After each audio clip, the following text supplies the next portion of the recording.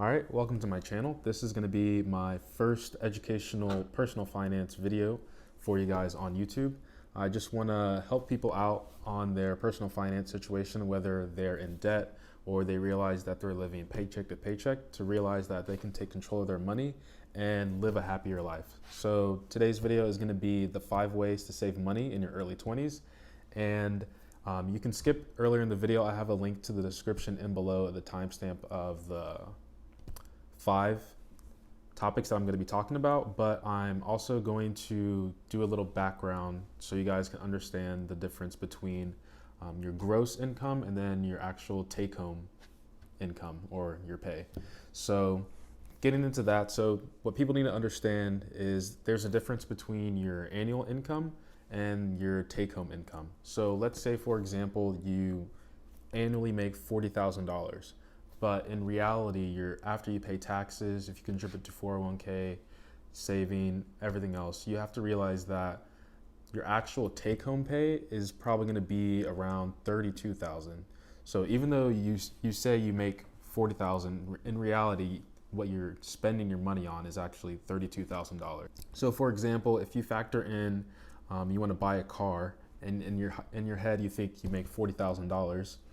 And the car you want to buy is $15,000, but after taxes, registration, insurance, gas, your car is probably going to be worth more than half your take-home pay of $32,000.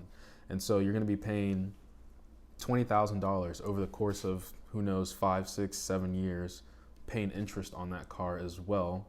And your actual take-home income is $32,000. So just keep that in mind when you read articles online saying stuff like, oh, if you make $40,000, then you can afford this. What I like to do actually is always calculate things from my take-home pay. So the first way you can save money in your early 20s is to budget and stick to it. What you really need to do is track your expenses. So you need to know what's coming in and out of your pockets.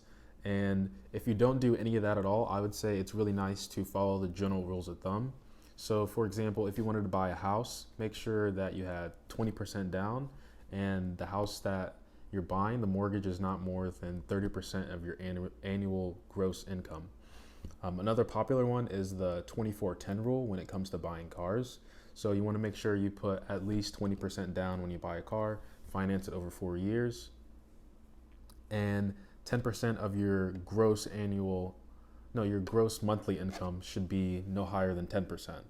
So these are some good things to follow, but once you understand where your money is going in and out, you can kind of fine tune the general rules of thumb in order to better situate your situation. So if you don't have any way of budgeting, there's actually a website or app that you can download called Mint, and it will actually track all your expenses for you. It'll tell you when you're getting your income, like a payday. You can track your bills. That way you can find out, hey, am I going to be able to make this bill payment on time? Or, hey, I actually have enough money, I can probably spend a little bit more if I wanted to, even though you should probably be saving that money. So mint.com is a good resource. That's what I started using, but I found out over time that it was miscategorizing purchases that I was making, and I eventually just made my own Excel sheet. So if you guys want like a template of the spreadsheet that I use, I can have that in the link down in the description below. So the second way you can save money in your early 20s is not eating out as much. So you need to be able to cook. I know it might be a little bit hard, but there's YouTube, there's plenty of videos, and there's tons of appliances that make cooking extremely easy. There's air fryers, there's Instapot, it's really hard not to cook nowadays with all the resources that you have in front of you. So for example, there's 7 days in a week, and let's just say you stop at a food place for lunch. On average, you spend $7 per day. So if you multiply 7 times 7 across the entire week, that's $49 a week that you're spending just on food. But now let's say that you spend fast food, you eat fast food twice a week, right? So you eat, let's say you might have one in the morning and then you have one in the evening. So you're eating out twice per day for the entire week. So that's going to come out to be $98, rounded up. That's $100 a week that you're spending on food. So you can do grocery shopping for the entire week, probably week and a half, spending much less than $100 on food per week. And most of the time, it's probably going to taste better than what you're eating out, and it's going to be more fresh. And you know exactly what's going inside your food when you're cooking it at home. And I understand that eating out is also like a social setting. So it's okay to eat out with friends. I'm not saying you shouldn't, it's fine. But if you're constantly eating out like 3 meals a day, it's going to be adding up quicker, and you won't realize how much you're spending until the year's over and you look back on it, you're going to be like, wow, I spent that much money on just eating out. So in the first example, if you ate once every single day for the entire year at around like $7 a day, let's say you're getting like a burrito bowl at Chipotle, that's almost $2,600 a year that you're spending just on that burrito. So that kind of puts it into perspective when you think of it like that. What I like to do is total everything up over the year and subtract that from my take-home pay. So if I'm making $40,000 and my take-home pay is $32,000, and then I'm spending $2,600 on just eating out once a day at a fast food place, now my income is sitting at $30,000. So I would say do some grocery shopping, figure out what you like, what you don't like. You don't have to eat rice and beans every day. You can definitely do a decent amount of grocery shopping. And there's plenty of YouTubes if you want something of like your favorite recipe. So don't eat out as much. All right, so the third way to save money in your early 20s is the 24-hour rule on wants. So if you're an impulsive buyer, this is going to help you. So if you see something that you want, I would say just wait 24 hours, unless it's like super limited, it's never going to be in stock again, and you just got to have it. And if you don't have it, you're going to die. But most of the time, I want to say that's probably not going to be the case unless it's like for medical reasons. And if you see something that you want, just look at it, say, I don't know if I really want this, but I'm going to wait on it. And just go home, sleep on it, come back the next day, and you'll be like, you know what, I actually don't think I need this. That was actually just a want. And I typically find that people do this. I find myself doing this with tech-related things. I see like a cool tech gadget that's like really cool, and I'm like, oh, I really want that. And then I walk around the rest of the store, and I'm like, don't know if I really want to spend money on this. I'm going to wait on it. So I go home next day. It doesn't even cross my mind again of the product that I wanted. But I know people do this for clothes. It's really, really easy to just see something that you want. You try it on. You go in the fitting room, the lights are on you. You look really good in whatever you're trying on. You're like, you know what, I'm just gonna buy this. I want this for the day.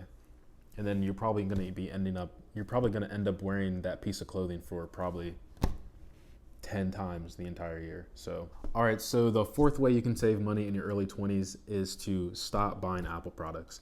Apple products are extremely expensive, and I'm just kidding. That one was a joke. I'm gonna move on to the next one. Okay, so the actual fourth one is going to be buying an expensive car. So I know people in their early 20s, right after they graduate, they're gonna be like, you know what? I have this nice new job. I have this new job. I have this nice new place. The only thing that's missing is a nice car. And what they do is they actually buy a new car that they can afford. Like, they can make the payments, but it's going to put a burden on them to actually work.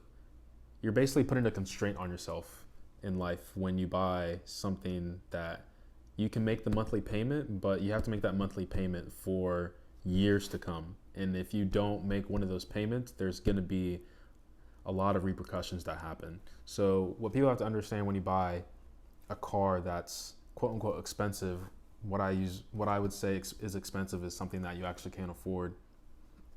You have to realize if you're buying, like, I guess, a luxury car, you have to factor in that you're going to have to put in premium gas, more than likely. You have to think of the insurance. You got to think about maintenance and taxes on the car, like the documentation, title, registration, all that other stuff. So when you buy a car, let's say you want to buy one for $15,000, you have to realize that you have to insure that car. You have to do routine maintenance on that car. and you have to pay taxes and get the title and everything like that on the car as well. So be very mindful when you buy a car. Just because it says it's like 20,000, there's going to be other things that make that price go up, and that's just out of the dealership's control, and it's out of everyone else's control, because there's just some stuff that you can't avoid. So the insurance, like, you're not supposed to drive uninsured. If you get into an accident, you're uninsured, that's very, very bad. You're going to be in a lot of legal trouble, at least in the States. You're going to have to perform maintenance on the car, like routine maintenance, taxes, like I said. So just be very mindful if you are thinking about purchasing a car, one that you can't afford. Yes, it may look nice, but I would say after 3 to 6 months, that feeling of driving that nice new car, and you're probably going to realize that when people sit in your car, they're going to be like, oh yeah, nice car, but they're not really going to care over time. They just want to ride to go from A to B. And you also have to realize that your car is, the car you get is not going to be the car you're going to have forever. So I wouldn't splurge on your very first car. I would cheap out a little bit on your first car. I would for sure buy a used car. And let's say when you hit your 30s, you can still live the frugal lifestyle and not buy a car out of your means, or buy the car that you actually want when you're in your 30s, like in your second car or something.